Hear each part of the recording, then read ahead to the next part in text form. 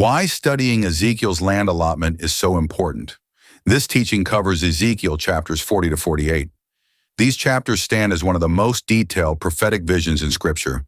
They reveal a literal future restoration of Israel's land, worship, and tribal inheritance during the 1,000-millennial reign of the Messiah.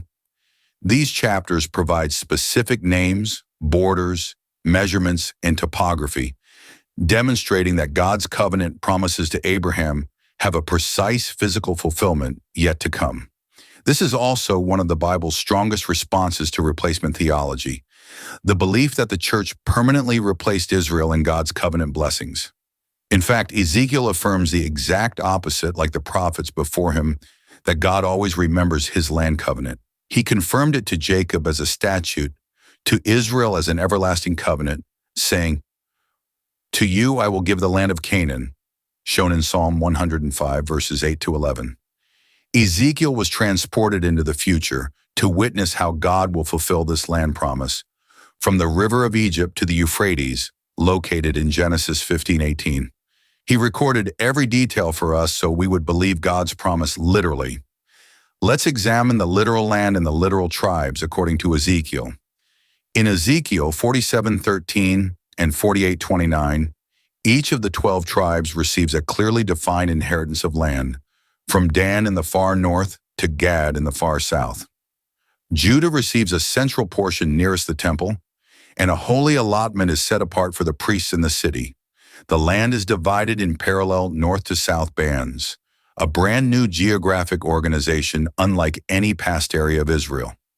The key takeaway here is if the restoration of the 144,000 of the 12 tribes of Israel is literal in Revelation 7:4-8, then Ezekiel's land fulfillment must also be literal for Israel as well. It's also important to understand the land portions per tribe. Ezekiel 48 lists every tribal border and length. Judah and Benjamin flank the holy portion or allotment. The Levitical priests, or the sons of Zadok, will also receive special consecrated land, since we know that 12,000 priests of the tribe of Levi will also be there, according to Revelation 7:7. The prince, a Davidic figure, or the Messiah, also receives territory near the Holy Allotment, according to Ezekiel 48:21-22. Again, nothing like this Holy Allotment has ever existed in Israel's history, yet God revealed it in advance as a blueprint. Next, we will unpack the measurement tools and the precision that refuses allegory.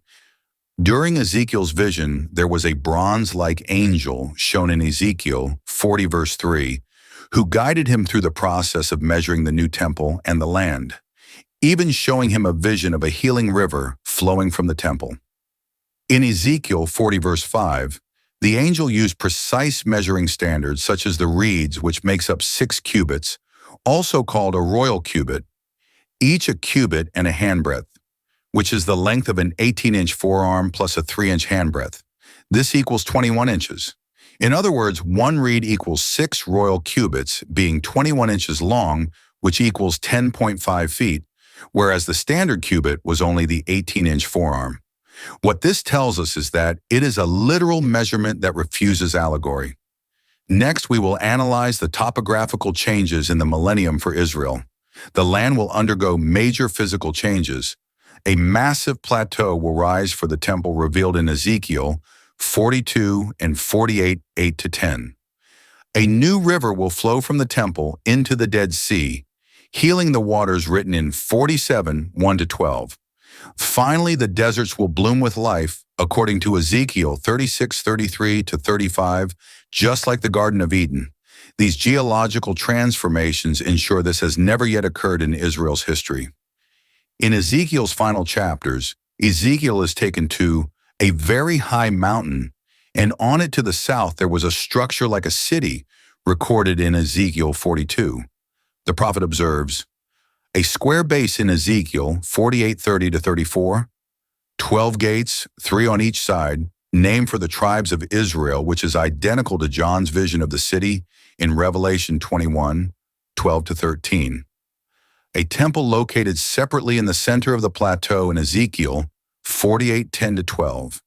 And finally, the divine proclamation, the name of the city from that day shall be The Lord is there, written in Ezekiel 48:35.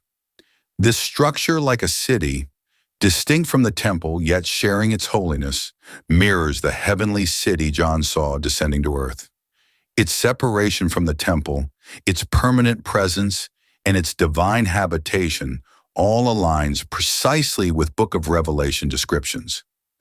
This is exactly why we see the temple missing from the city, mentioned in Revelation 21, verse 22. The question arises, however, is Ezekiel's city really the same as the New Jerusalem city in the Book of Revelation? Some assume Ezekiel's city is different from the New Jerusalem city of Revelation, chapters 21 through 22. But key differences can also show they can be related. Many assume the New Jerusalem footprint is unimaginably vast. 12,000 stadia, interpreted as 1,500 miles in length, width, and height. However, it may also represent the total of all three dimensions.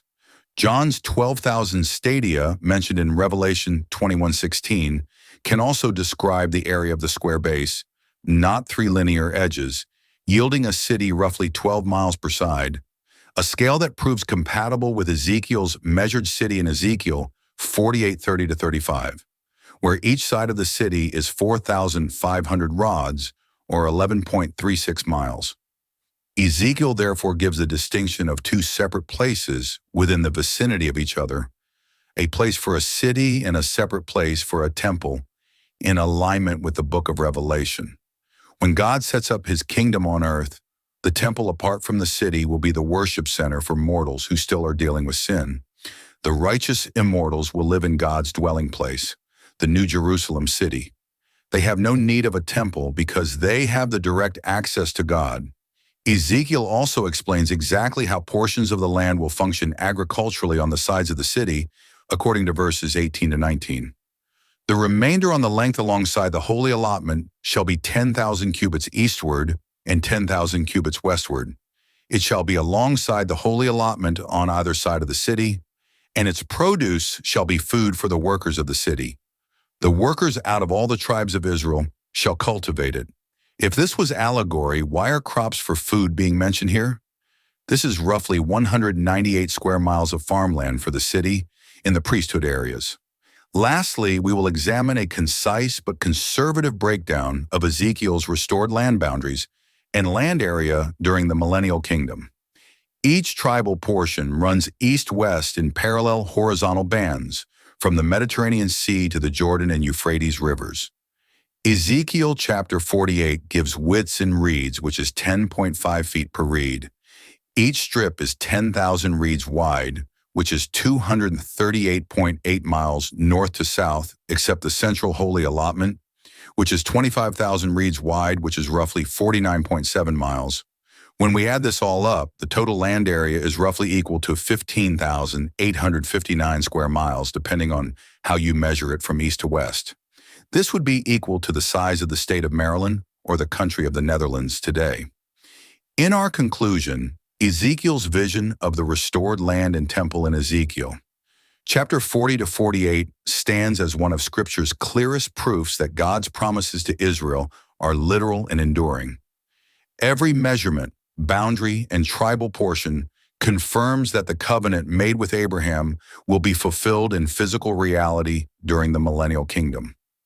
The precision of Ezekiel's vision rejects allegory and underscores God's faithfulness to his word. When viewed alongside John's revelation, both prophets reveal a unified future, a literal temple for worship on earth in a city, the New Jerusalem, where God dwells among his redeemed, serving the nations. Ezekiel's land allotment clearly poses a problem to replacement theology and to anti-Zionism, just like how the State of Israel came back into existence in 1948. Ezekiel's land allotment, therefore, is not symbolic theology, but the blueprint of Israel's divine restoration and the ultimate testimony that the Lord is there.